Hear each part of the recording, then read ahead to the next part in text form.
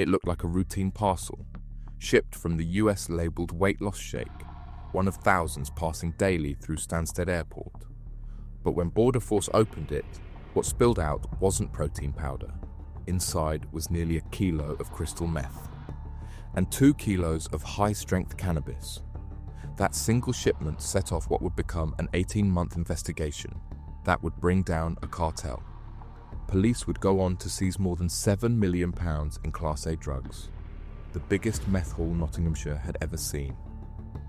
At the centre was Devante James, a 29-year-old boxing coach with a spotless record and a carefully curated public image. But behind the gym doors, James was leading an international trafficking network, backed by cash from the Middle East and disguised behind shipping labels printed in a London pharmaceutical office. It all started here. One parcel, one mistake. And from that moment on, everything began to unravel.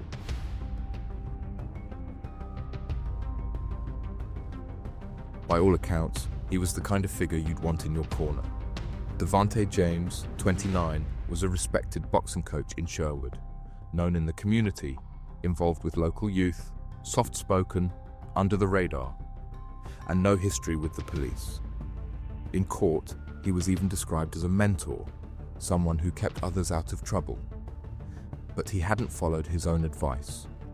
Behind the gym schedule and charity work, James was assembling something darker.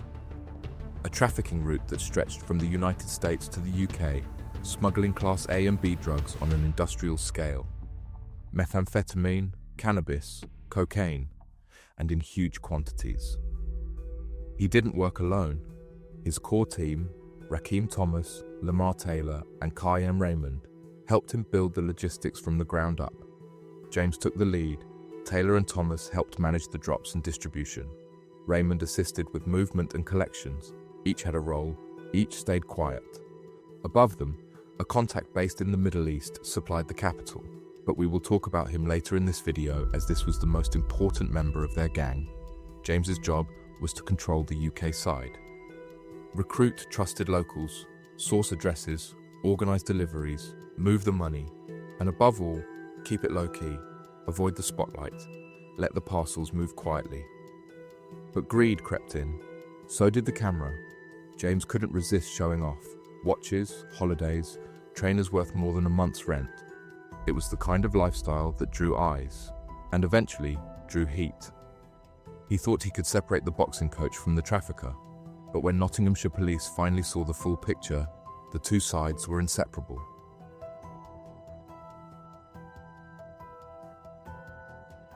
He didn't carry drugs, he didn't collect cash, but without him, none of it would have worked.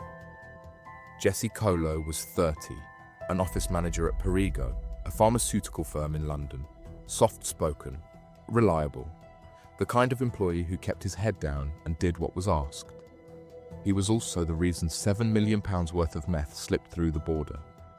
Colo had unrestricted access to the company's courier accounts.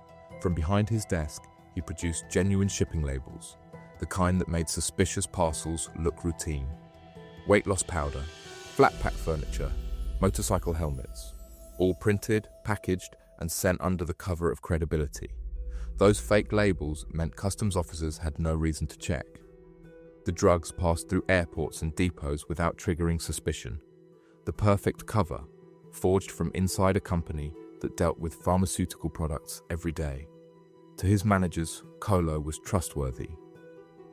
Nothing was too much trouble, but the court heard he lived a double life. Not just helping import meth, but also exporting cocaine from the UK to Australia. By the time police uncovered what he was doing, the damage was done. Dozens of parcels had moved through the system, each one wrapped in an invisible shield, a false label backed by a real company. He didn't get his hands dirty, but his fingerprints were on every shipment.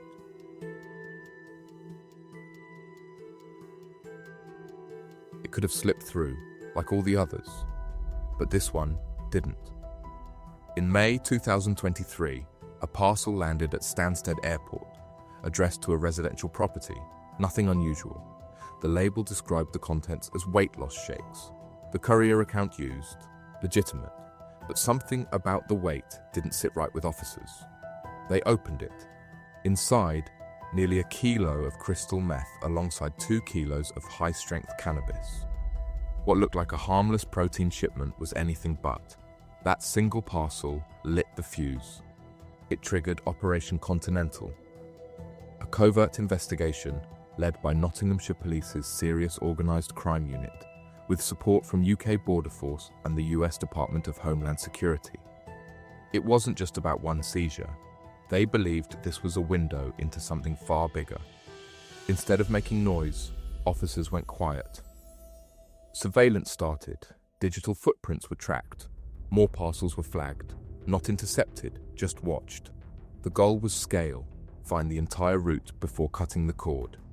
The numbers grew quickly. Over 70 separate shipments were identified. Most bore similar labels: nutritional products, clothing, personal items. All disguised. All routed through addresses in Nottinghamshire, Peterborough and Stoke-on-Trent. No pattern, no repeat drop points. Every detail is designed to look random. And yet, it wasn't. Each parcel carried meth or cannabis, class A and B, hidden behind fake labels and clean shipping accounts. Inside homes, gang members would decant the contents, strip the packaging and repackage the product for sale across the UK. It wasn't just a trafficking line. It was a production line, masked in online shopping deliveries. But what the gang never saw was the patience of the team tracking them. Officers gathered data, connected names, watched who showed up, who signed for what, phones, cars, CCTV, even photos synced to parcel deliveries. It was methodical, precise, relentless. And the entire operation, more than £7 million in meth, unraveled because of one parcel that didn't go unnoticed.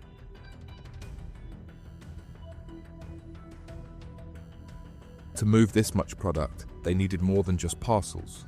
They needed places, dozens of them, hidden in plain sight. The gang couldn't risk using their own homes. Too obvious, too easy to trace. Instead, they built a network of addresses, quiet houses, private flats, ordinary doorsteps across Nottinghamshire and beyond. The tactic was simple. Ask for a favour. Can you take in a parcel for me? I'm out. To most, it sounded harmless. Online shopping, trainers, a delivery gone astray, no need to open it, just sign and hold on to it.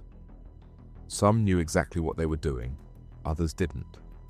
But by the time Operation Continental mapped it out, more than 70 addresses had been used, from Sherwood to Stoke, Peterborough to Bilborough, each one picked to avoid suspicion. No clustering, no pattern. At the centre of the address operation was Jabari Smith, a 30-year-old gym instructor from Top Valley.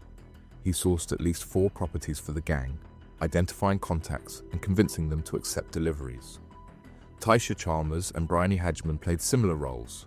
Their homes became part of the route. Devante Cameron acted as a courier, coordinating the final step between the parcel's arrival and the gang's collection. It was a clean system. No one person saw too much. No location handled too many parcels. And for a while, it worked. But behind the scenes, police were plotting the route backwards. Every intercepted package was traced: delivery logs, driver records, mobile locations. The digital trail was exact, and by the time arrests were made, officers had a full map of the drop network. What looked like random parcels to kind neighbours was, in fact, a Class A supply line running directly through their front doors.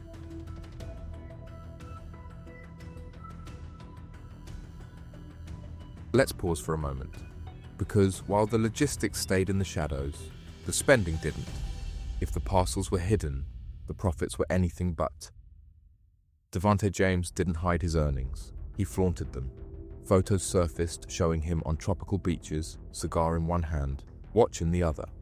He posed with stacks of banknotes, in one shot pretending to eat a wad of cash. There were Rolexes, designer clothes, a pair of trainers worth £1,200, flights to Dubai, weekends in the Dominican Republic, all posted online. This wasn't quiet wealth. It was performative, loud, meant to be seen. But it wasn't just about James. Other gang members mirrored the same behavior. Expensive shopping trips, luxury hotels, new vehicles. It was a lifestyle as a brand. And it came with timestamps, geotags, and digital trails. Nottinghamshire police were watching. As the investigation progressed, social media became more than vanity. It became evidence. Officers matched dates on posts with known parcel movements. Photos with watches were cross-referenced with bank withdrawals. Travel photos were compared to surveillance records and passport data. Eventually, the gang had documented their own downfall. Each image added weight to the prosecution case. Not because of what they said, but because of what they showed. And no matter how well packaged the drugs were, the arrogance wasn't.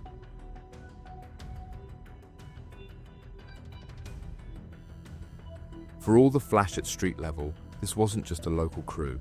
There was structure, finance, and reach. Devante James may have run the UK end, but he didn't build the pipeline alone. Behind the shipments was someone else, a contact based overseas. According to Nottinghamshire police, James held meetings with a financier linked to the Middle East, a man who provided the startup capital and arranged access to meth producers in the United States. He never appeared in court, never named in sentencing. But investigators knew he was the one pulling strings from offshore, handling the money, connecting suppliers, staying well out of reach. What that connection unlocked was scale. This wasn't small batch smuggling, it was regular high-volume freight, commercial packaging, couriered cross-continent, wrapped in fake legitimacy. And there was evidence of it going both ways. The same system that brought meth into the UK was also used to export cocaine out, including at least one known parcel sent to Australia. That trail linked directly back to Jesse Colo's account at the pharmaceutical firm. It turned what looked like a local gang into part of the transnational supply chain. And it made the investigation more complex, because not every piece of the puzzle could be arrested. But it also confirmed something else. This wasn't built by chance. It was backed from the start. And once that infrastructure was mapped, the takedown began.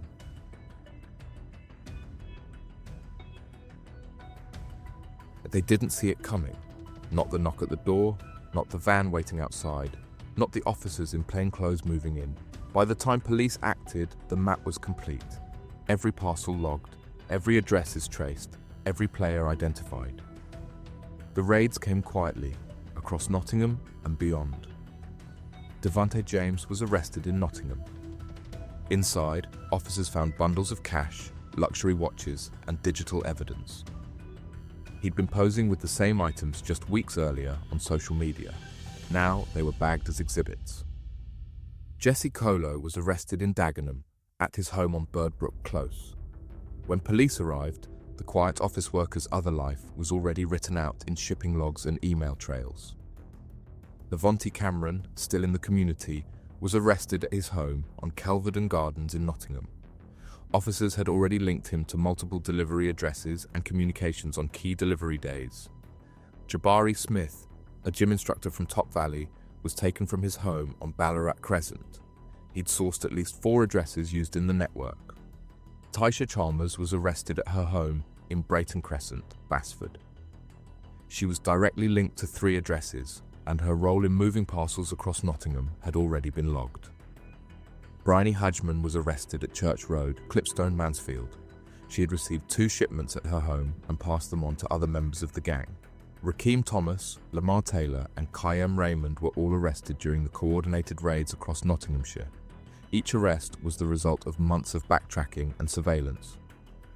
Operation Continental wasn't chasing shadows, it was finishing a checklist. Body-worn footage showed suspects being led away calmly, in silence. No resistance. Just the end of something they thought couldn't be traced. Inside seized addresses, officers found what they expected: forged labels, phones, packaging remnants, high-value cash. It wasn't chaos, it was logistics, broken down, documented, and ready for court. The arrests marked the end of an 18-month investigation, but not the end of the story. Because now, the court would hear how this quiet network, fronted by gym instructors, office workers, and community mentors, had built one of the largest meth pipelines ever uncovered in the region.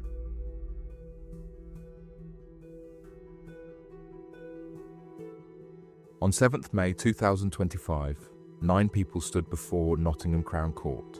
Each had played a role, some planned, some printed. This wasn't about rumours or guesswork, the evidence was concrete. The fake courier labels, cash, holidays, phones, digital trail, and every one of them knew exactly what they were part of. All 9 entered guilty pleas earlier that year. Judge Stephen Copeland described the network as sophisticated and told the court that although some defendants had never been in trouble before, the scale and harm of the enterprise could not be overlooked. As a gang leader, Devante James, 29, from Eadingley Avenue in Sherwood, received the longest sentence of 17 years.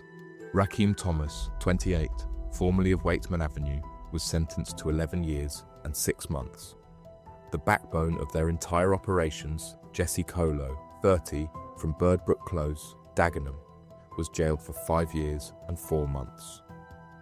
Lamar Taylor, 32, of Sherwin Walk, St Anne's, was sentenced to 7 years and 6 months.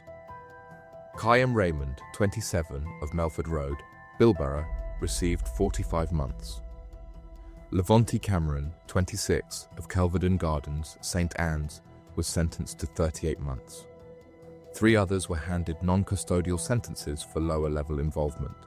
Jabari Smith, 30, of Ballarat Crescent, Top Valley, a gym instructor who sourced drop locations, was given an 18-month community order, including 80 hours of unpaid work.